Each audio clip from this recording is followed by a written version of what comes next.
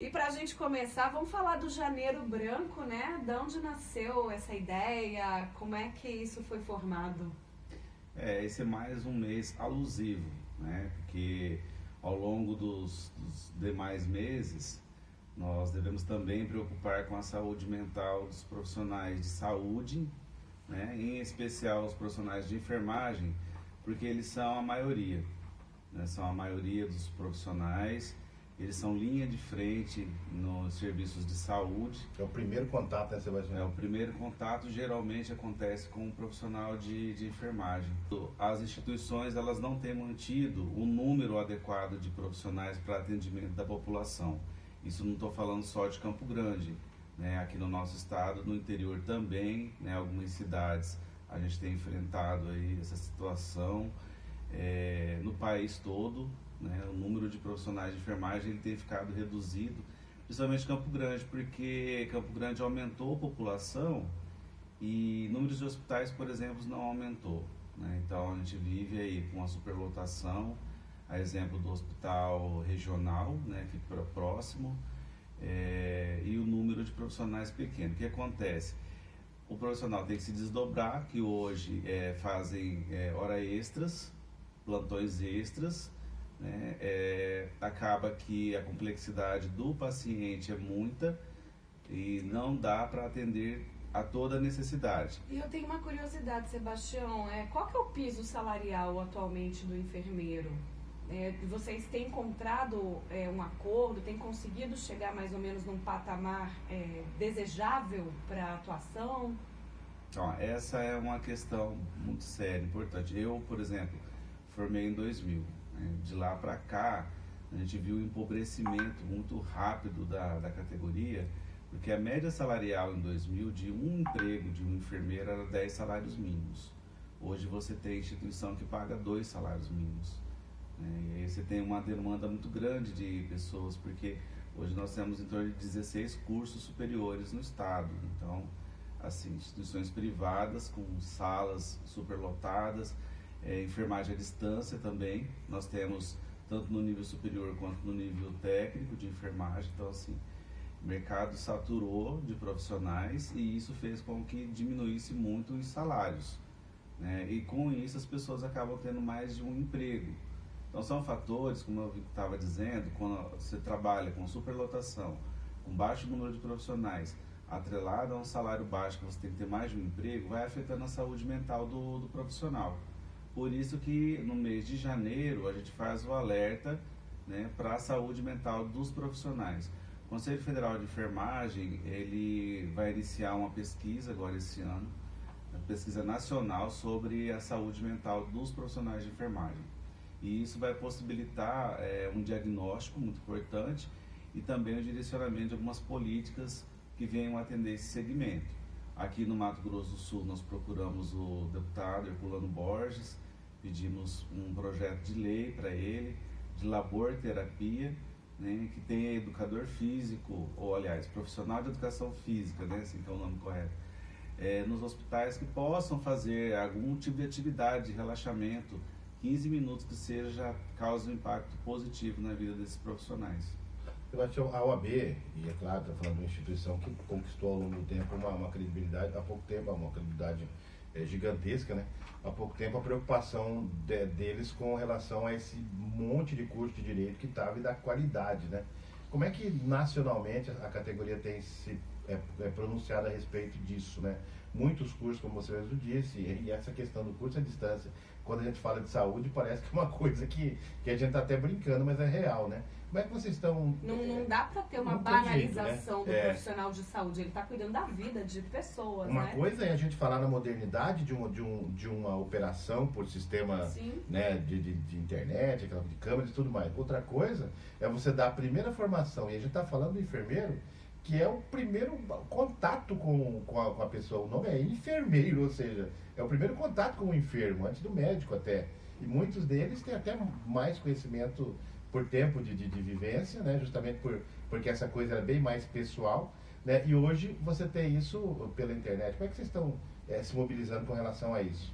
Olha, existe um movimento forte de todos os conselhos de classe, na verdade, em relação ao posicionamento contra a educação à distância na graduação, né? A gente tem que pontuar bem que nós não somos contra a pós-graduação ou uma disciplina ou outra a ser à distância, mas um curso todo à distância, ele é preocupante, porque o enfermeiro, né, ele precisa desenvolver algumas habilidades, né, que requer um estágio, requer aula prática, né, e não é só livros, não é só leitura, ele precisa aprender realmente a competência no mundo do trabalho, nas instituições de saúde, no contato com as pessoas, né, o que previamente a gente aprende no laboratório, né, agora totalmente à distância é uma preocupação com a saúde de todo mundo.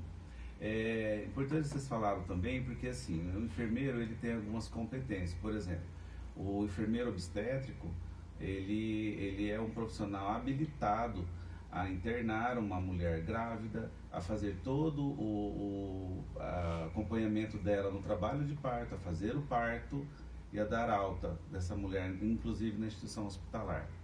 Então nós temos várias outras especialidades da enfermagem pediátrica, que cuida das crianças, a enfermagem cardiológica. Então assim, é preocupante porque a gente precisa ter uma boa base de formação, né? Existem alguns cursos EAD que ajudam a enfermagem, mas no sentido da pós-graduação, aquele que não tem contato físico com o paciente, né?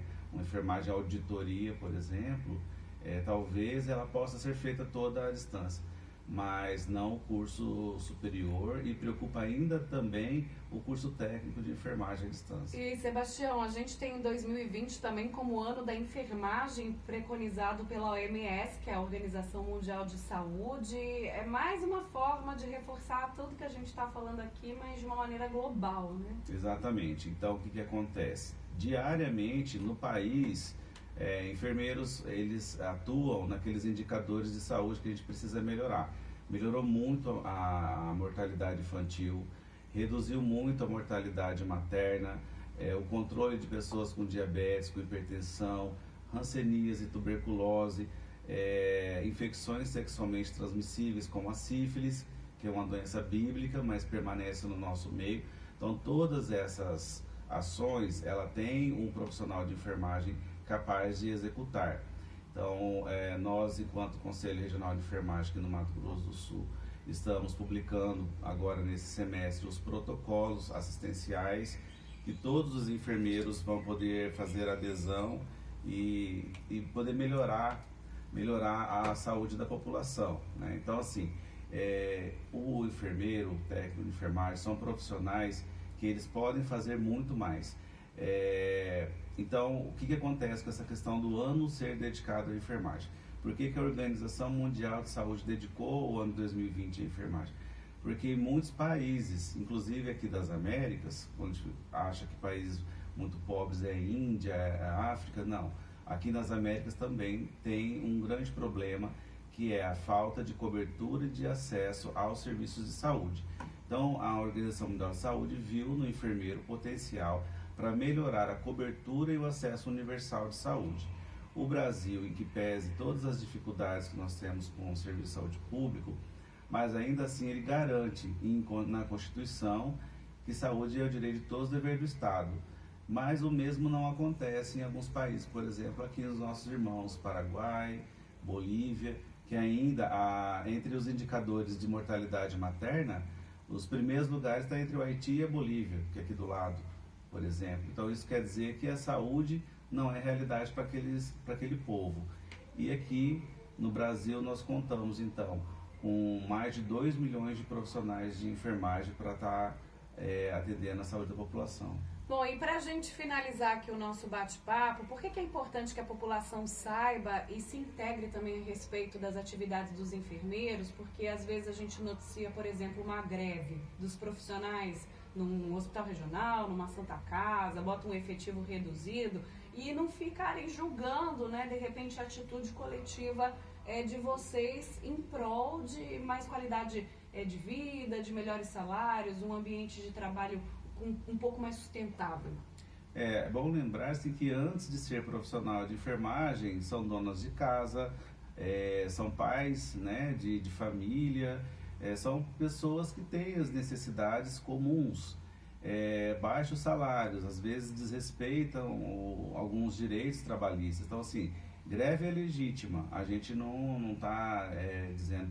Nesse momento nós não temos conhecimento de ninguém em greve, né? Mas greve é uma reivindicação legítima.